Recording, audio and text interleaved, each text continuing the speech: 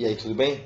Vamos falar então sobre a Revolução Industrial, mais um resuminho bem rápido aí. A primeira máquina a vapor ela foi inventada em 1698 por Thomas Newcomer.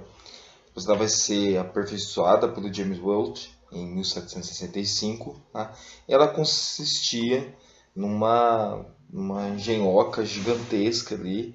O vapor fazia com que um braço era movimentado e aí tudo um moinho na época, né? Essa invenção proporcionou que outras invenções fossem inventadas.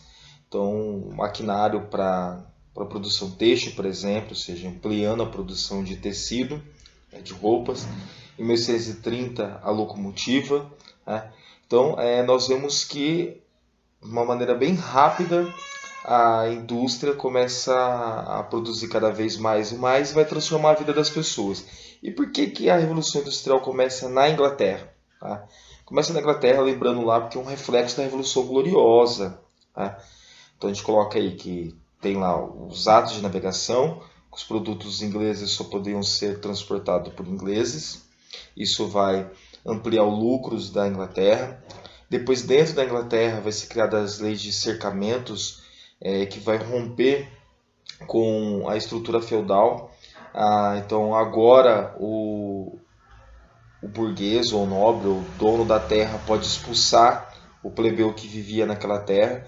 Essa pessoa agora vai para a cidade e na cidade ela tem que procurar emprego porque tem a lei da vadiagem. Se alguém fosse pego sem estar trabalhando, essa pessoa era até marcada a ferro, era até mutilada, vinha até a morte dependendo do caso. Tá? E ainda a Inglaterra tinha uma grande concentração de ferro e de carvão que favoreceu aí o desenvolvimento da indústria. Então todas essas situações aí vão favorecer a industrialização na Inglaterra. Tá? E aí vem a questão do trabalhador na Inglaterra. Como é que fica o trabalhador na Revolução Industrial? A Revolução Industrial ela vai gerar grandes transformações no mercado de produção de mercadorias. Antes do surgimento da indústria, a produção acontecia pelo modo de produção manufatureiro, isso é, um modo de produção manual que utilizava a capacidade artesanal daquele que produzia.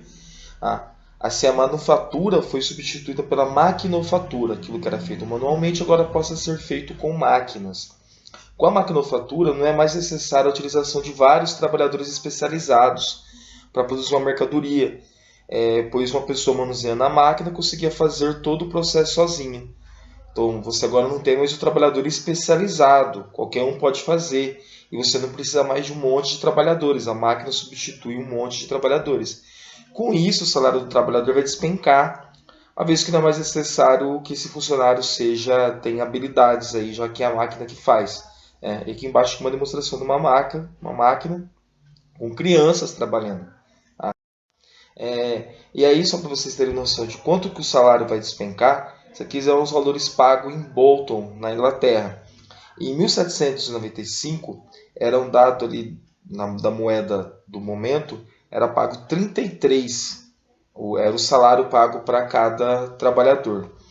Em 1815, ou seja, 20 anos depois, caiu pela mais da metade. Agora o trabalhador ganhava 14 por salário. E agora já em 1834, 6. Então olha o tanto que o trabalhador passou a receber menos. Cada vez aumenta mais a concentração. O dono da indústria vai cada vez ficar mais rico e o trabalhador ficar cada vez mais pobre, só acentuando a desigualdade. A carga horária do trabalhador chega a 16 horas por dia. O trabalho é insalubre, ou seja, o ambiente do trabalho é prejudicial à saúde. Mulheres e crianças trabalhavam e recebiam menos ainda, recebiam menos do que os homens. Com isso, aí, várias revoltas vão acontecer. Aí é um quadro, uma representação de uma revolta no século XIX. E aí entre os trabalhadores vão surgir dois grupos de pessoas. Os praticantes do ludismo, que eram indivíduos que iam à noite nas fábricas e quebravam as máquinas, porque eles falavam que as máquinas roubavam o emprego do trabalhador, e tinha do cartismo. O cartismo defendia o sufrágio universal para os homens, ou seja, os homens poderiam votar, e aí através do voto melhorar a vida do trabalhador e tudo mais, permitindo que no parlamento inglês não tivesse somente nobres ou pessoas ricas. Tá? Por meio de greves e vários acontecimentos, no século XIX os trabalhadores vão conseguir que a redução da jornada de trabalho caia para 10 horas. Eu indico aí para vocês estarem vendo esse filme, o Oliver Twist, conta a história do Oliver, um menino órfão.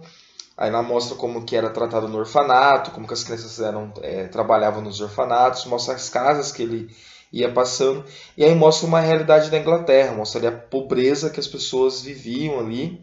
Ele vai ser, digamos assim, entre aspas, adotado por um bandido que vai ensina as crianças a bater carteira. Então é bem interessante o filme, indico para vocês que o filme mostra bastante essa realidade aí da Revolução Industrial.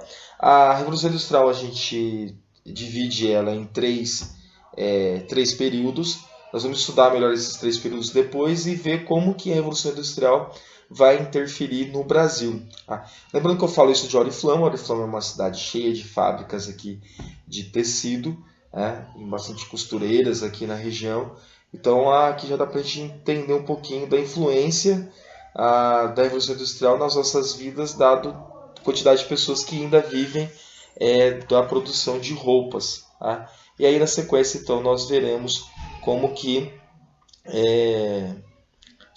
quais são as 3 fases aí da Revolução Industrial e como que ela vai influenciar na história do Brasil. Até mais, até a próxima aula.